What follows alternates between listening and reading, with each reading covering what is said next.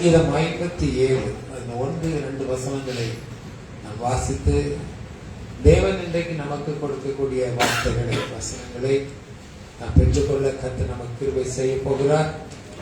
இது ஆன்லைன் மூலமா, வாட்ஸ்அப் மூலமா, ஃபேஸ்புக் மூலமா கேட்டுக்கொண்டிருக்கிற ஞான தேவ பிள்ளைகளுக்கும் நம்பிக்கையின் வாசல் கிறிஸ்டியன் அசம்பிளி எல்லா ஞான தேவ பிள்ளைகளுக்கும் கர்த்தர் வாழ்த்துக்களை சொல்லிக் கொள்கிறேன்.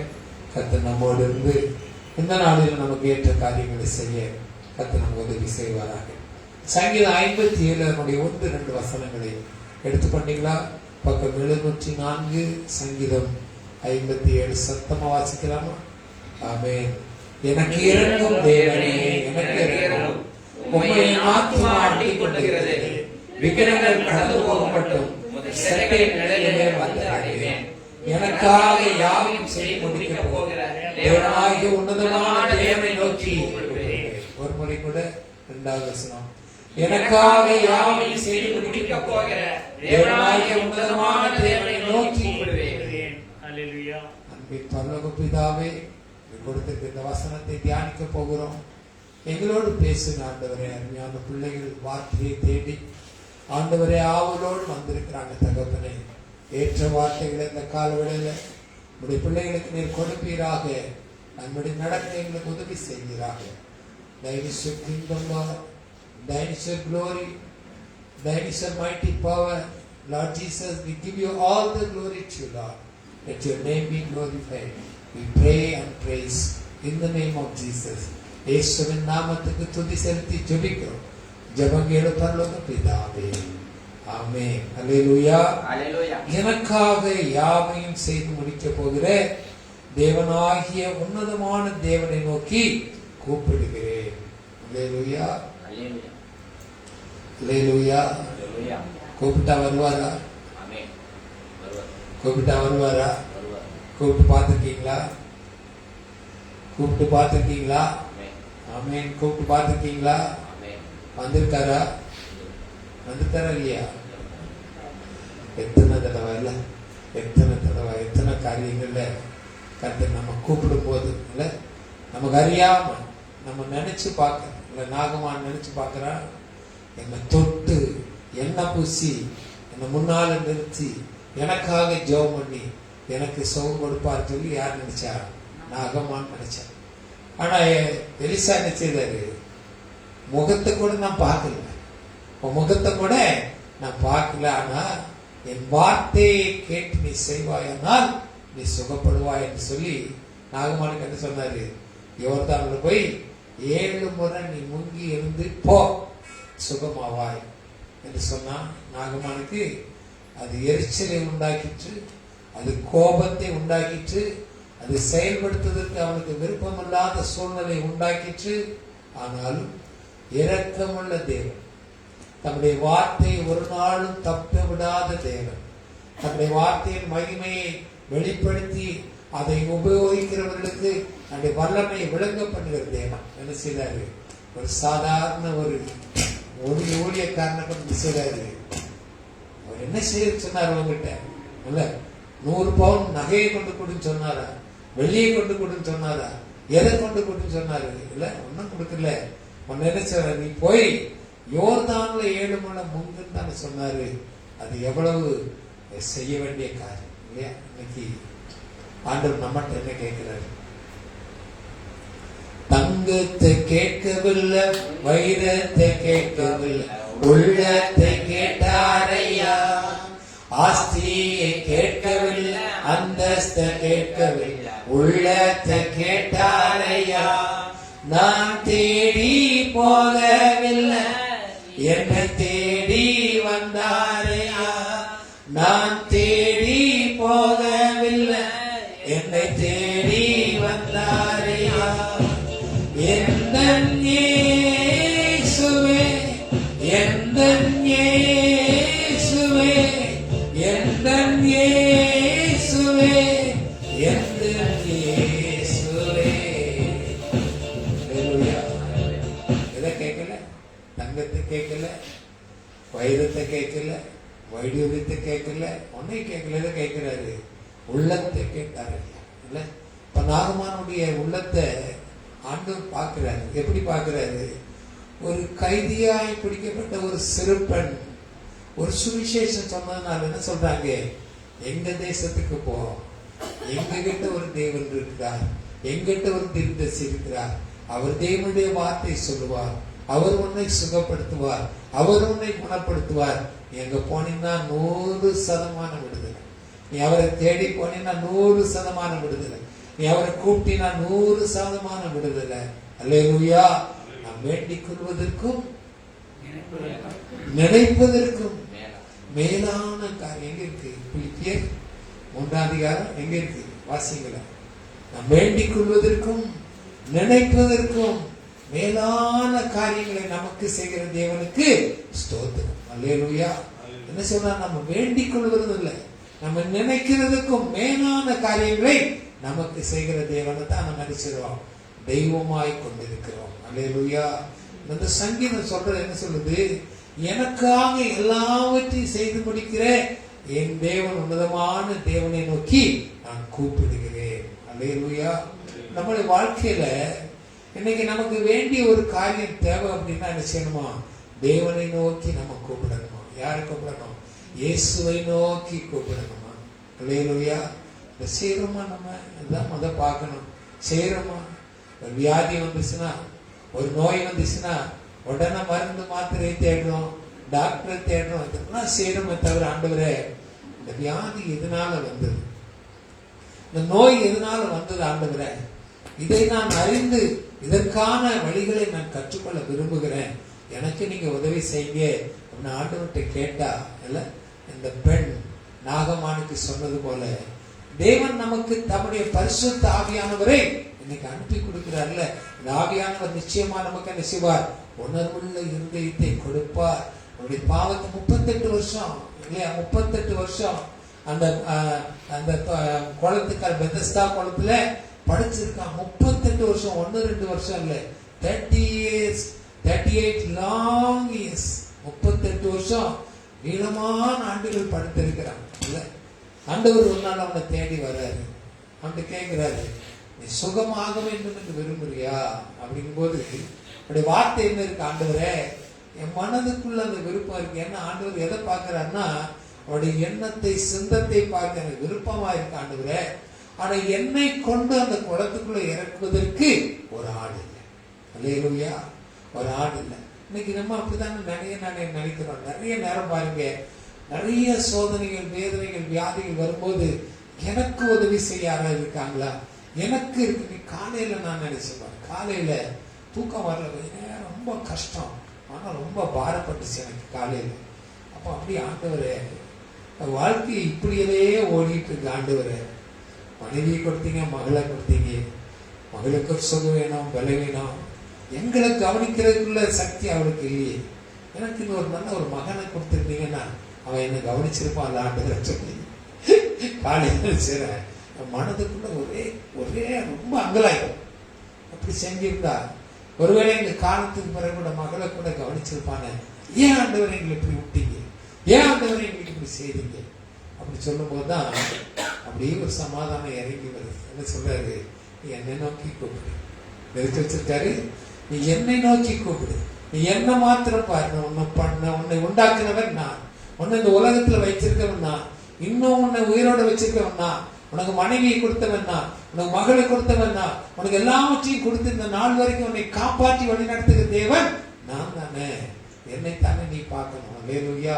என்னைத்தானே நீ கூப்பிடணும். இல்ல, அந்த அதிகாலை 3:30 மணி 4 மணிக்கு இந்த சம்பவம் இல்லையா? அப்போ ஆண்டவர் நம்மகிட்ட எதை இன்னைக்கு விரும்புகிறார்? எதை விரும்புகிறார்? எனக்காக எல்லாவற்றையும் செய்து முடிக்க போகிற தேவனை நோக்கி நான் கூப்பிடுவேன் இல்லையா?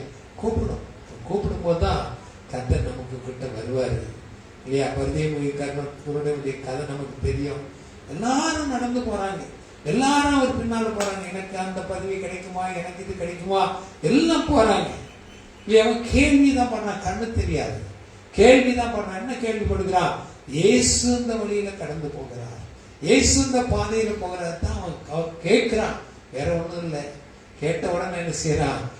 தாவீதின் குமாரனே எனக்கு இறங்கு, தாவீதின் குமாரனே எனக்கு சத்தத்தை உயர்த்தி உயர்த்தி என்ன செய்ய கூப்பிட ஆரம்பிக்கிறான். இந்த கூட்டத்தின் மத்தியில, பல நெருக்கடியின் மத்தியில இந்த சத்தம் யாருக்கிட்ட கேட்டுச்சு?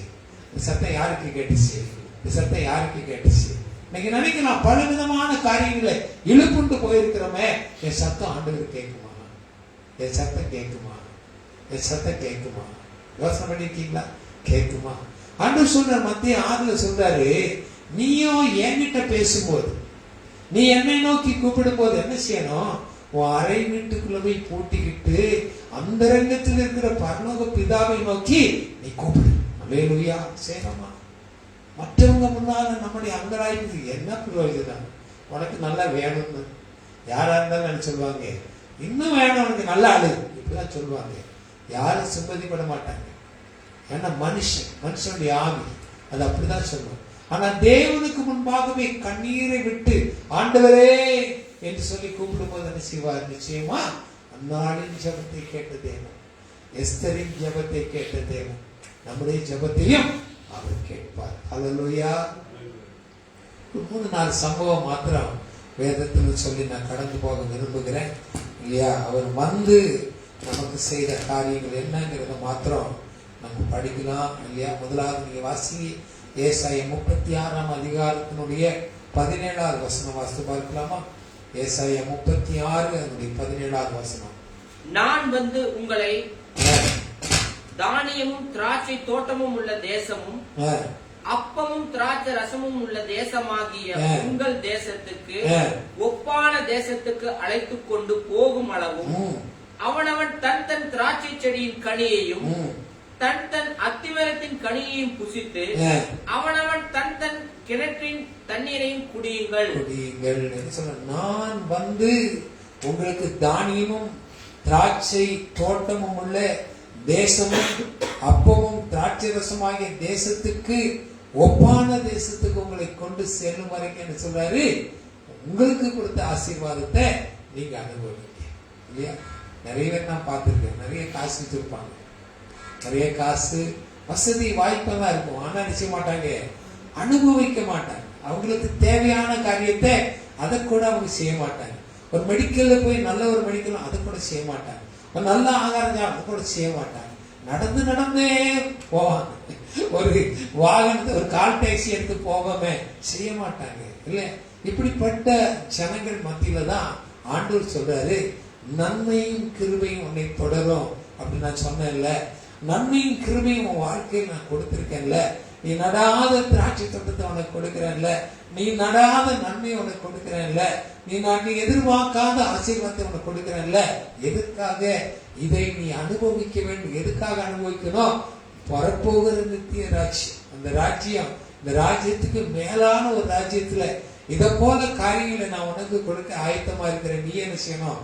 இந்த ராஜ்யத்துல இவர்களை புசித்து அதற்காக நீ ஆயத்தப்படணும். நான் வந்து அதை செய்வேன் சொல்லி செய்யறாரு. அந்த வசனத்தை சொல்றது பார்க்க. சகரியா 2 அதிகாரம் 10வது வசனம் வாசித்து பாருங்க.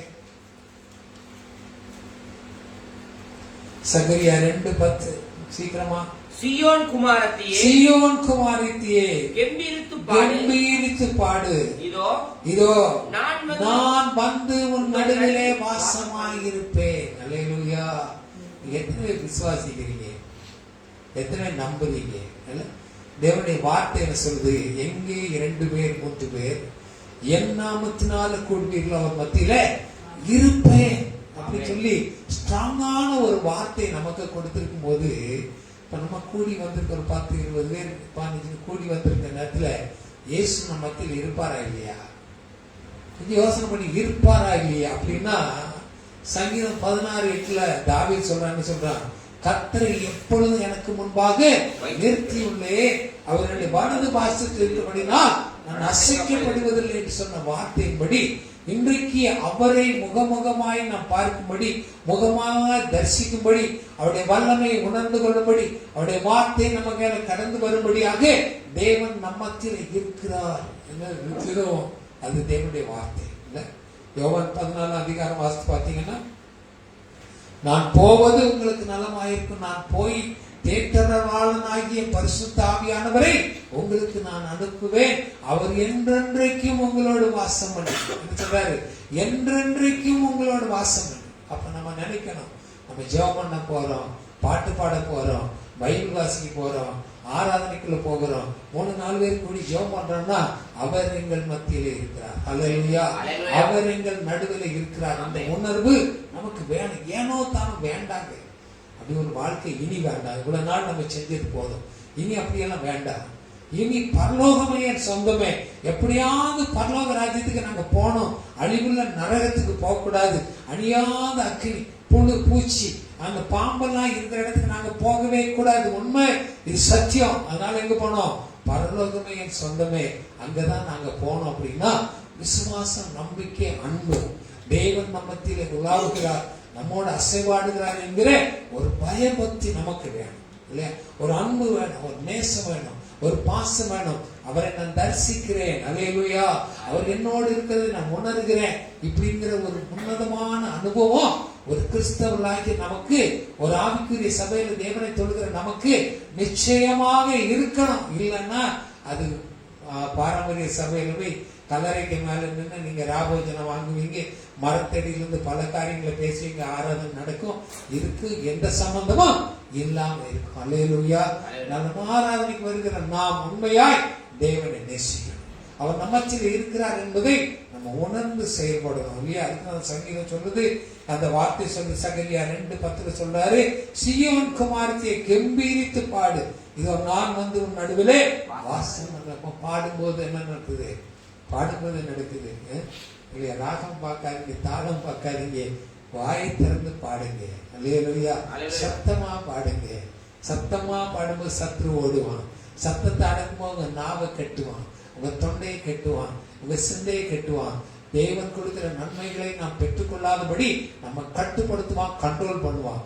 வாயை திறந்து பாடும்போது நடக்கும். ஐயோ என் ராகம் எப்படியோ அதெல்லாம் ஆண்டவர் பார்த்து பாருங்க. குரலை கொடுத்தவர், வாயை கொடுத்தவர், கண்ணை காத்து கொடுத்தவர், காதை கொடுத்தவர் கேளாதிருப்பாரோ, கண்ணை கொடுத்தவர் பாடாதிருப்பாரோ, அவர் பார்த்துக்குவாருங்க. நம்ம ஏன் பார்க்கணும்? அவர் பார்த்துக்குவார். எல்லாத்தையும் யார் பார்த்துக்குவார்? அவர் பார்த்துக்குவார். ஆனா அவருக்காக நான் செய்வேன், அவருக்காக நான் பாடுவேன், அவருக்காக நான் துதிப்பேன். செஞ்சு பாருங்க, கர்த்தர் உங்களை நடத்துகிற விதம் அற்புதமாய் இருக்கும். அல்லேலூயா. முதல் சம்பவம் பார்க்கலாம். மத்தேயு 8ஆம் அதிகாரத்துடைய 7வது வசனத்தை வாசித்து பாருங்க. மத்த 7ல இருந்து கொஞ்சம் 13 வரைக்கும் வாசிங்க. அதற்கு இயேசு, நான் வந்து அவனை தொட்டு சுகப்படுத்துவேன் என்றார். வாசி 13 வரைக்கும். 100க்கு அதிபதி பிரதியுத்தரமாக, ஆண்டவரே, நீர் என் வீட்டுக்குள் பிரவேசிக்க நான் பாத்திரன் அல்ல. சரி, நீ பாட்டுங்க, அதுல இருக்கு சொல்றேன். ஒரு 100க்கு அதிபதி தன்னுடைய வேலைக்காரன் சுகவீனமா இருக்கா இல்லையா? வேலைக்காரன் மேல யார் அன்பா இருக்கிறா?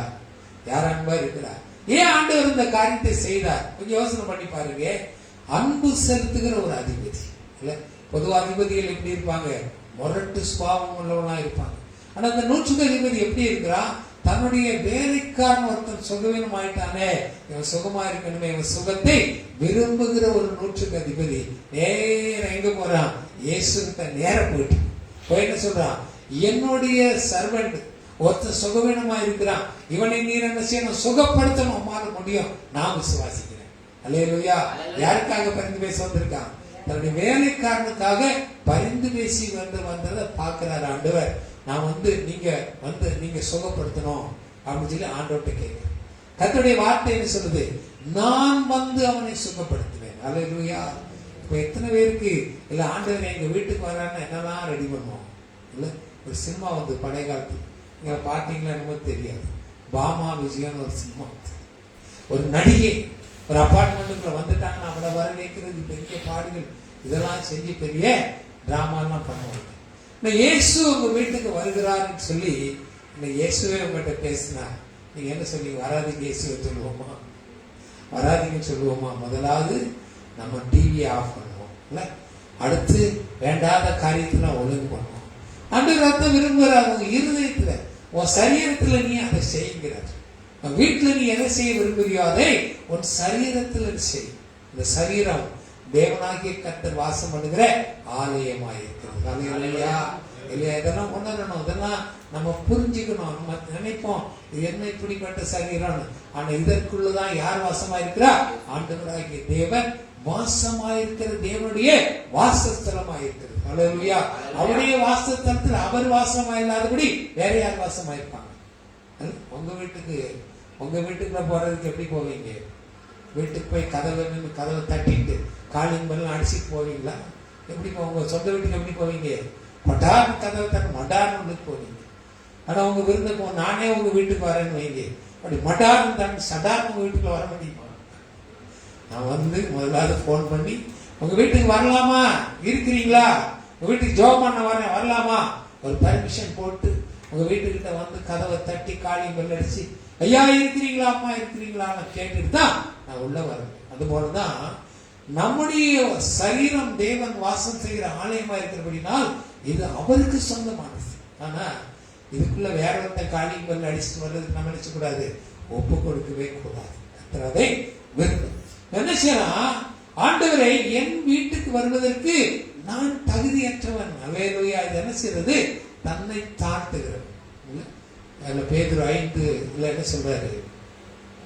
பெருமையுள்ளவனுக்கு கர்த்தர் எதிர்த்து, ஐயா எங்க வீட்டுக்கு தான் நீங்க வரணும், வண்டி அனுப்புறேன் வாங்க வந்து சாப்பிட்டு போங்க, இப்படி எல்லாம் சொல்றது அவன் தன்னுடைய பெருமையை காண்பிப்பது. இவன் என்ன சொல்றான்? தன்னை தாழ்த்துகிற ஆண்டவரே நீர் எவ்வளவு பெரிய தேவன், என் வீட்டுக்கு வருவதற்கு நான் தகுதியற்றவன் இல்ல. ஆனா என்ன செய்யுங்க? ஒரே ஒரு வார்த்தை சொல்லுங்க. என்ன சொல்றான்? ஒரே ஒரு வார்த்தை சொல்லுங்க, என் வேலைக்காரன் பிழைப்பான். அல்லேலூயா, அல்லேலூயா. ஒரு வார்த்தை சொல்லும் கர்த்தாவே, எங்கள் வாழ்க்கையெல்லாம் செழிப்பாகுமே. ஒரு வார்த்தை சொல்லும் கர்த்தாவே. என்ன சொல்றாரு? ஒரே ஒரு வார்த்தை, ஒரே ஒரு வார்த்தை. கேட்குறீங்களா? இன்னைக்கு ஆண்டவர்கிட்ட கேளுங்களா? Speak to me one word. ஒரு வார்த்தை பேசுங்க ஆண்டவரே, ஒரு வார்த்தை. அந்த ஒரு வார்த்தைக்காக நான் உண்மை காத்திருக்கிறேன், இந்த சமூகத்துல காத்திருக்கிறேன். ஊழியக்காரனை பத்தி சொன்னாங்க, பைபிள் எப்படி படிச்சிருக்காரு நிறைய. போவாசம் இருந்து முழங்கால இருந்து பைபிளை வாசிப்பார். எப்படி வாசிப்பார்னா அப்படியே மயக்கம் போட்டு கொள்ற வரைக்கும். அல்லேலூயா. எப்படி? பைபிள் படிச்ச ஊழியக்காரன் பைபிள் எல்லாம் தெரியும், பல காரியங்களை படிச்சிருப்பாரு. ஆனா உபவாசம் இருந்து பைபிளை வாசிச்சு முழங்கால இருந்து வாசித்து அப்படியே மயக்கம் போட்டு கீழே வந்த வரைக்கும் என்ன செய்வாரா? பைபிளை வாசித்து கொண்டு இருப்பாரு. இல்லையா? குடும்ப ஜெபத்துல அவங்க மனைவி பைபிள் வாசிப்பாங்க. அந்த வசனத்துல ஒரு துணை எழுத்து தவறாம நிறுத்து, அது தவறு, இப்படிதான் அப்படி சொல்லி அந்த வசனத்தை திருப்பி கொடுப்பாங்க. இல்ல, இப்ப நம்ம எங்க இருக்கோம், அவர் எங்க இருக்காரு? கண்டிப்பா இன்னைக்கு எங்க இருப்பாரு? பரலோக ராஜ்யத்தில் இருப்பார். இப்ப தேவன் நம்ம இடத்துல விரும்புகிற என்ன? ஒரு வார்த்தை அவர் நம்மோடு சொல்ல நம்ம பர்மிஷன் கொடுக்கிறோமா? இன்னைக்கு இல்ல, தேடி வர்றோமா, கூப்பிடுறோமா? ஒரு வார்த்தை எனக்கு கொடுங்க ஆண்டவரே, ஒரே ஒரு வார்த்தை. என் வேலைக்காரன் சுகமாமா வார்த்தை சொல்ற, போ நீ போ. நான் 13வது வருஷத்துல சொல்லிட்டாரு. வாசிச்சு பாருங்க இந்த வசனத்தை. 13. பின்பு இயேசு 100க்கு அதிபதியை நோக்கி, நீ போகலாம், நீ விசுவாசித்தபடியே உனக்கு ஆக கடவுள். நீ எதை விசுவாசித்தியோ அது let it be, அது அப்படியே நடக்கும். இல்ல, நம்ம தான் நிறைய விசுவாசிக்கணும். நடக்குமா நடக்காது, ஒத்தையா ரெட்டையா, காயின் போட்டு பார்த்துக்கலாமா, சீட்டு போட்டு பார்த்துக்கலாமா, இப்படி சொல்லி நிறைய யோசனை. இல்ல, ஆண்டவர் சொல்ல மத்திய 6ஆம் அதிகாரத்தில் சொல்றாரு, முதலாவது தேவனுடைய ராஜ்யத்தையும் அவருடைய நீதியும் தேடுங்கள், எல்லாம் உங்களுக்கு கூட கொடுக்கப்படும் அப்படி சொல்லி ஆண்டவர் சொல்ற வசனம் தானே, வார்த்தை தானே. இதை நம்மளால நம்ப முடியுதா? இதை ஏற்றுக்கொள்றோமா? இன்னைக்கு ஒரு தீர்மானம் பண்ணுங்க. நோ, இவ்வளவு நாள் நான் வாழ்ந்த வாழ்க்கை வேண்டாம். I am going to lead a new life. உன் வாழ்க்கையில ஒரு புது வாழ்க்கையை நான் ஆரம்பிக்க போறேன். வசனத்தை நம்புவேன், வசனத்தின்படி நடப்பேன், வசனத்தை வாசிப்பேன், வசனம் எனக்குள்ள கிரியை செய்வதற்கு என்னை விட்டு கொடுப்பேன். ஒரு தீர்மானம் எடுப்பேன். காலம் செல்லாதுங்க, ரொம்ப நாள் இல்லை. இப்போ நம்ம அந்த நாகசாகி ஹிரோஷிமாவில் இந்த பாம்பு போட்டதை நான் பார்த்துட்டு இருந்தேன். பாருங்க, பாம்பு கீழே கூட விழலையே, வானத்தில் இறங்கி 3/4 ரொம்ப வெடிச்சுதான்.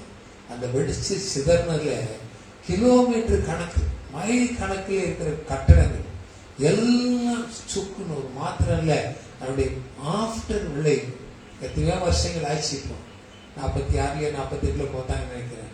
எத்தனையோ வருஷங்களுக்கு பின்னால் இன்றும் அங்க பிறக்கிற குழந்தைகள், ஊனமுள்ள குழந்தைகள், கண்ணு தெரிய கால் இல்லை, இப்படிப்பட்ட காரியங்கள் நடந்துட்டு இருக்கு. அப்படின்னா அந்த காலம். இன்னைக்கு அதை விட எவ்வளவோ அட்வான்ஸ் ஆன ஒரே ஒரு பாம் இந்தியா மேல விழுந்தா நம்முடைய நிலைமை என்ன? ஒரு சுனாமி வந்தா நம்முடைய நிலைமை என்ன? ஒரு பூமி அதிர்ச்சி இன்னைக்கு ஏற்பட்டா நம்முடைய நிலைமை என்ன? ஆண்டவர் சொல்றாருல, மதிகேடனே, இன்றைக்கு உன்னுடைய ஆத்துமா எடுத்துக் கொள்ளப்படுமானால் நீ நித்தியத்தை எங்கே கழிப்பாய்? இல்ல, இந்த வசனம் நமக்கு வேணுங்க. இந்த வார்த்தைகள்லாம் நம்முடைய இருதயத்துல கிரியை செய்யணும். அப்பதான் நமக்கு ஒரு உணர்வு, கர்த்தரை பற்றி பயம், கர்த்தரை பற்றி நேசம், பாசம்லாம் நமக்கு வரும். சொல்றான், நீ விசுவாசத்தபடி உனக்கு ஆக கடவுது இல்ல. அவன் திரும்பி போயிட்டான். நடக்குமா நடக்காதா எல்லாம் திரும்பி போயிட்டான்.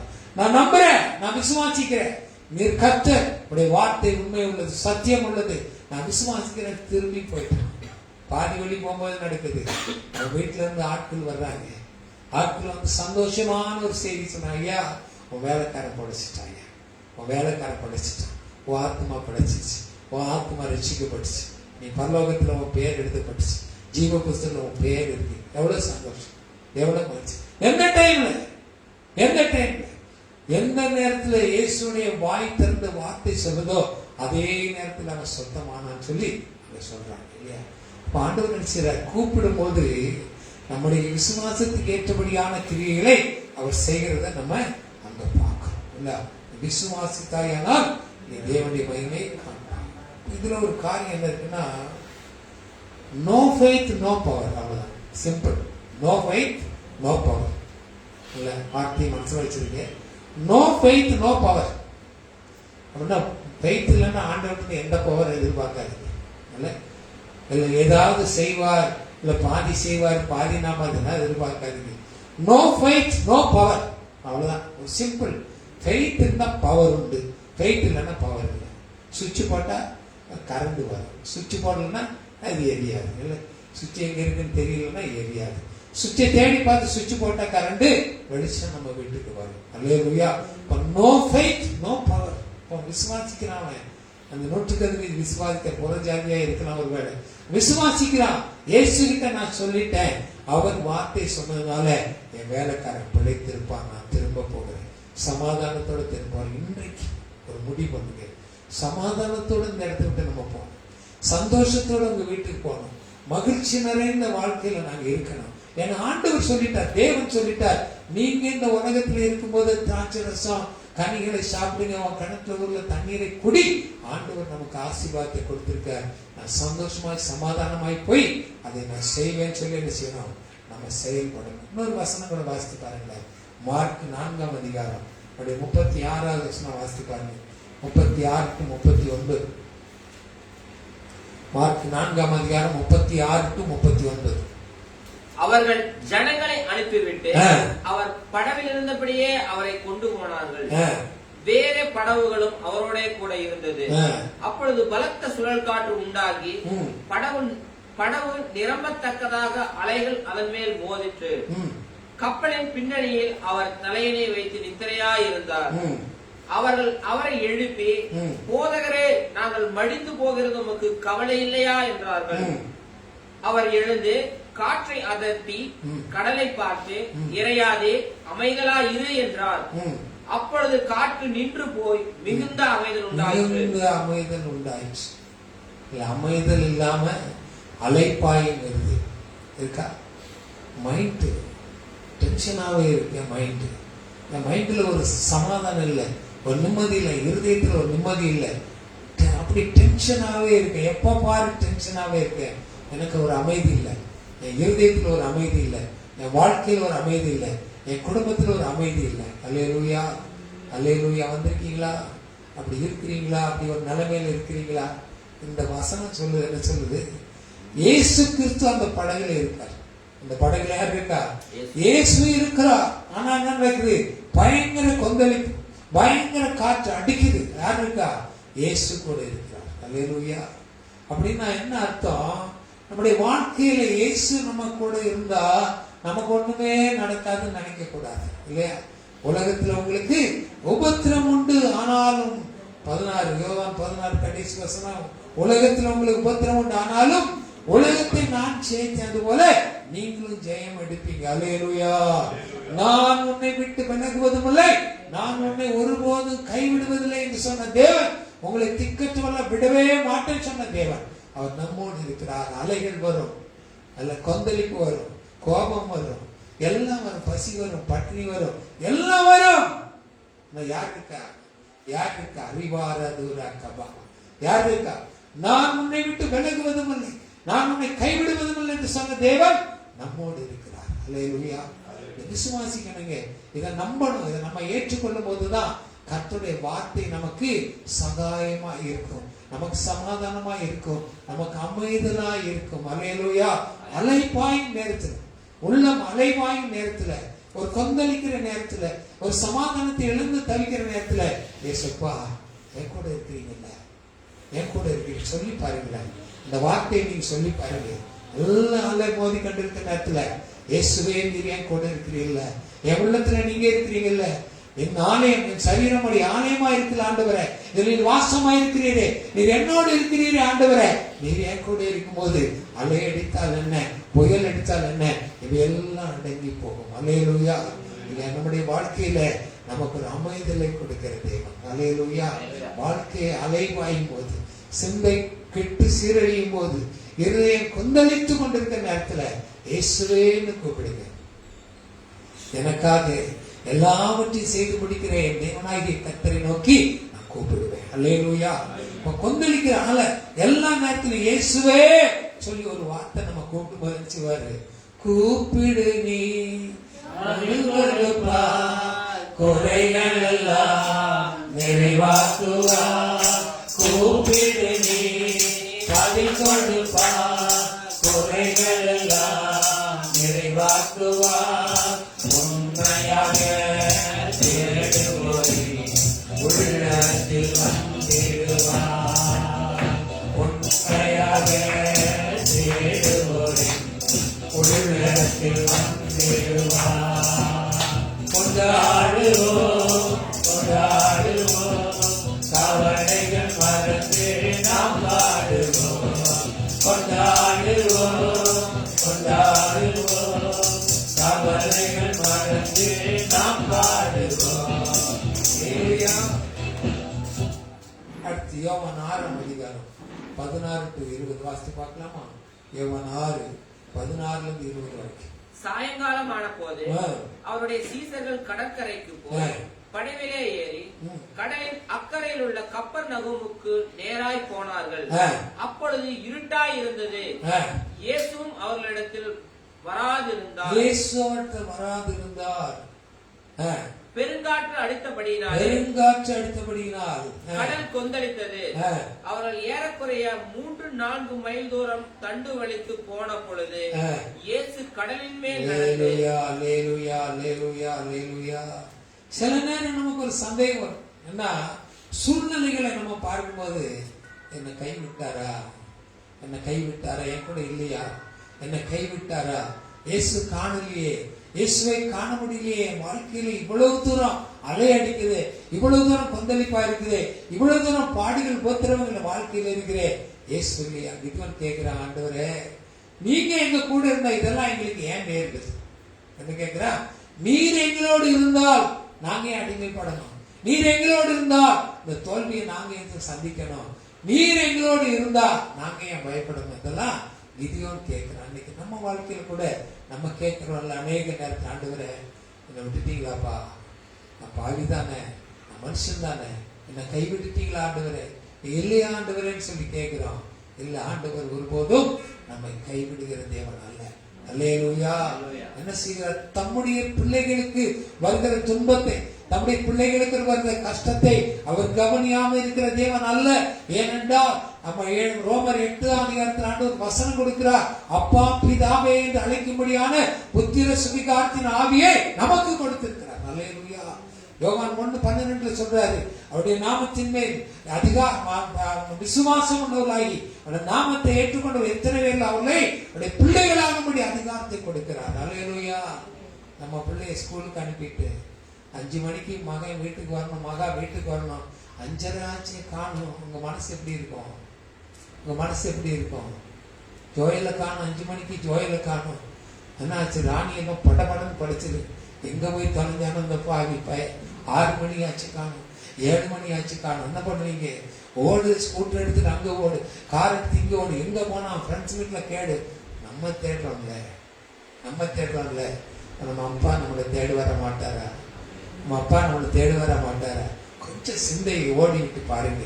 நம்ம அப்பா நம்மளை நேசிக்கிறவர் தானே. அப்பா பிதாவை என்று அழைக்கும்படி நான் புத்திர சுவியத்தை ஆவியை கொடுத்திருக்காரு. இப்ப நம்மளை தேடி வர மாட்டாரா? கடல் கொந்தளிக்கு, ஓட்டு ஓட மாட்டேங்குது. சீசர்லாம் பாக்குறான், ஐயோ நம்ம இயேசு நம்ம கிட்ட இல்லையே, இந்த காற்றையும் கடலை அடுத்து ஒரு ஆளு தேவன் இல்லையே, இப்ப நம்ம என்ன செய்ய முடியும்? அல்லேலூயா. கடல் மேல் நடந்து வர்றார். அல்லேலூயா.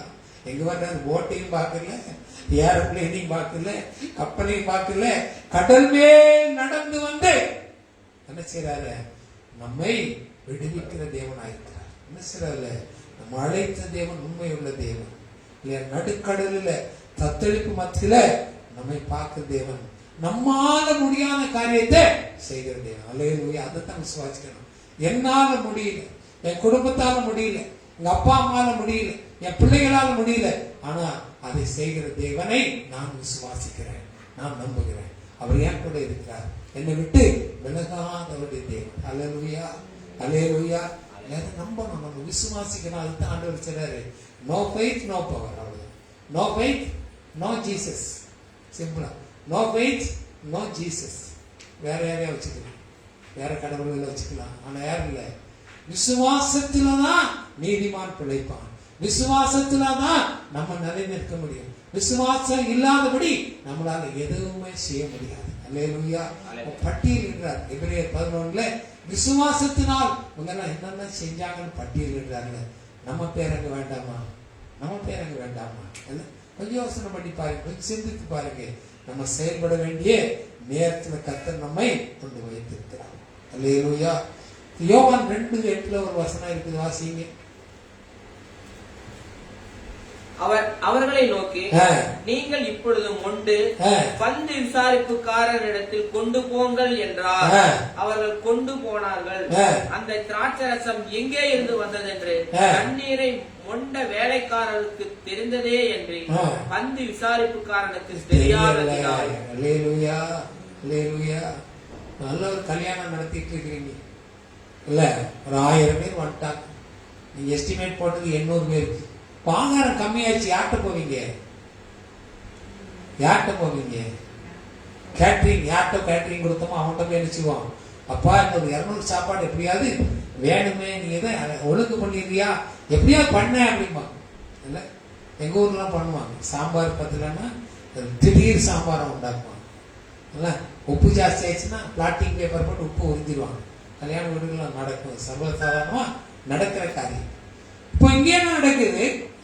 இயேசுவின் தாயார்னு சொல்றாங்க, திராட்சை ரசம் இல்லப்பா அவங்களுக்கு குறையாய் போச்சு, குறைகளை நிவர்த்தி பண்ணுமே, இப்படி என்ன வழி? குறையாய் போச்சு.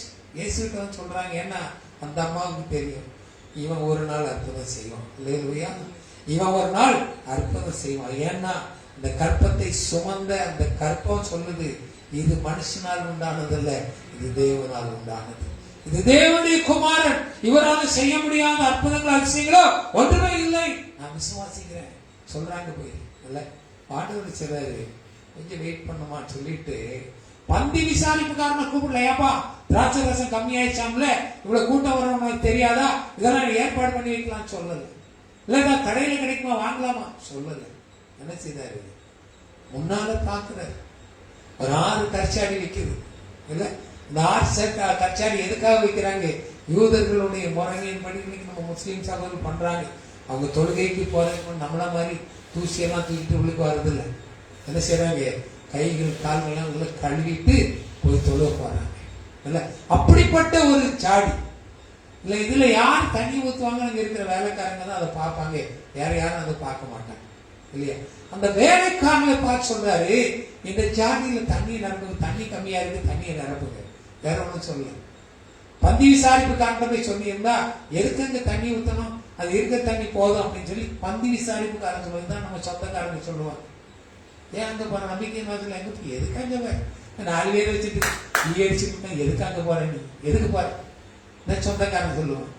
இன்னும் பேர் கொஞ்சம் பேர் வீட்டுக்கு போயிடுவாங்க, இங்க வேண்டாம் அங்க வா, சும்மா என்ன மாதிரி இருக்கு ஒரு சீப்பு பாதாள ஒரு சீப்பு தான், ஏன்னா என்ன மாதிரி டான்ஸ் ஆடு, பாதாளத்தில் போய் ஆடு. அல்லேலூயா இல்லையா? இப்படிதான் பந்தி விசாரிப்புக்காரன் போனா இதுதான் நிலைமை. சொந்தக்காரன் போய் சொன்னீங்கன்னா இதுதான் நிலைமை. ஆனா சொல்றவங்க கிட்ட சொன்னீங்கன்னா நடக்கும். ஏசு என்ன செய்றாரு, அந்த வேலைக்காரங்களை பார்த்து சொல்றாரு, இந்த கச்சாடிகளை தண்ணீரால் நிரப்பு. இப்ப பந்தி விசாரிப்புக்காரன் சொல்றாரு, எல்லாருக்கும் ஒன்று கொடுப்பாங்க. அல்லேலூயா. குறைகளை, நம்முடைய வாழ்க்கையில் இருக்கிற குறைகளை நிறைவாக்குகிற தேவன். இதை நம்ம விசுவாசிக்கணும். No faith no power, no faith no Jesus. இல்ல கடைசி ஒரு காரியம் பார்த்து நம்ம முடிப்போம் இல்லையா? எரேமியா 18ஆம் அதிகாரம் 4வது வசனம் வாசி. குயவன் பணிந்து கொண்டிருந்த மண்பாண்டம் அவன் கையிலே கெட்டு போயிற்று. அப்பொழுது அதை திருத்தமாய் செய்யும்படிக்கு தன் பார்வைக்கு சரியாய் கண்டபடிய குயவன் அதை திரும்ப வேற பாண்டமாய் வணைந்தான். இல்ல ஒருவேளை பழைய வாழ்க்கை இன்னைக்கு வரைக்கும் எடுத்திருக்கு. ஒரு பழைய வாழ்க்கை எப்படி இருக்கு? யாருக்கும் பிரயோஜனம் இல்லாத ஒரு வாழ்க்கை. தேவனால் வணையப்பட்ட, தேவனால் உண்டாக்கப்பட்ட இந்த ஆலயம் கெட்டு போச்சு. இந்த ஆலயத்துக்குள்ள பலவிதமான காரியங்கள் வந்திருக்கு. ஓவர்லோட். எங்க அக்கா அமெரிக்காவில் இருந்து முந்தான ஃப்ளைட் ஏறி இந்தியாவுக்கு வரணும். அப்போ அமெரிக்காவில் ஃப்ளைட்லாம் ஏறி அந்த ஃப்ளைட் ரன்வேயில் வந்து அப்படியே டேக் ஆஃப் ஏறுற நேரத்தில் டபடபான ஒரு சத்தம் கேட்டோடனே அந்த பைலட் நிப்பாட்டிட்டான். கொஞ்சம் மேலே இருந்தால் சம்பவம் தான், எல்லாருக்கும் சம்பவம். டேக் ஆஃப் ஆகிற நேரத்தில் கடப்படான்னு என்னமோ சத்தம், இந்த பைலட்டுக்கு ஏதோ தோணிச்சு, நிப்பாட்டிட்டான். எல்லாரும் தப்பிச்சான். இல்லை இப்போ அவங்க அந்த ஃபோன் பண்ணி சொல்கிறாரு, எப்படியோ பொழைச்சிட்டோம், நாங்கள் இந்த ஃப்ளைட்டு அகமதாபாத் ஃப்ளைட் மாதிரி விழுந்திருக்க வேண்டியது, தப்பிச்சிட்டோம். ஏன்? ஓவர்லோடிங். அந்த ஃப்ளைட்டில் போய் என்ன பண்ணுறோம்? ஓவர்லோட் பண்ணுறோம். வேண்டாத காரியங்களை கொண்டு மனசில் ஏற்றுது. இந்த தலை இவ்வளோதான், மூளை இவ்வளோதான் இருக்கு. இதுக்குள்ள போய் வேண்டாத காரியத்தை கொண்டு ஏற்று மெமரி ஜாஸ்தி ஆச்சுன்னா பஸ்ட் ஆகிடும். மெமரி ஜாஸ்தியான என்ன ஆகும்? பஸ்ட் ஆகிடும். இதெல்லாம் கொண்டு ஏற்றக்கூடாது. எதை ஏற்றணும்? ஒன்றே ஒன்று. தாவீது சொல்றான், ஒன்றே நான் கேட்டேன். என்ன கேட்டான்? தேவனுடைய ஆலயத்துல அவருடைய வசனங்களை ஆராய்ச்சி பண்ணுவதே எனக்கு பிரியம். தேவனுடைய ஆலயத்துக்கு போவோம் வாருங்கள் சொன்னது எனக்கு பிரியம். அல்லேலூயா. இதைத்தான் நம்ம மனசுல ஏற்றணுமே தவிர வேண்டாத உலக பாருங்கள் இல்ல. தேவன் நம்மை உண்டாக்கினார், தேவன் நம்மை சிருஷ்டித்தார், தேவன் நம்மை நடத்துகிறார். ஒருவேளை நம்ம உடைக்கப்படலாம், ஒருவேளை வியாதி வரலாம், ஒருவேளை கஷ்டம் வரலாம். ஏன்? நம்மை உடைத்து ஒரு புதிய பாண்டமாக என்ன செய்றார்? அவர் உருவாக்குகிறார். அல்லேலூயா. நம்ம ஒப்பு கொடுக்கணும். ஆண்டவரே, விசுவாசம் எனக்கு, அந்த நம்பிக்கை எனக்கு, நான் என்னை விட்டு கொடுக்கிறேன், நான் ஒப்பு கொடுக்கிறேன்னு சொல்லி தேவனுடைய கருத்துல கொடுக்கும்போது கர்த்தர் செய்வார்.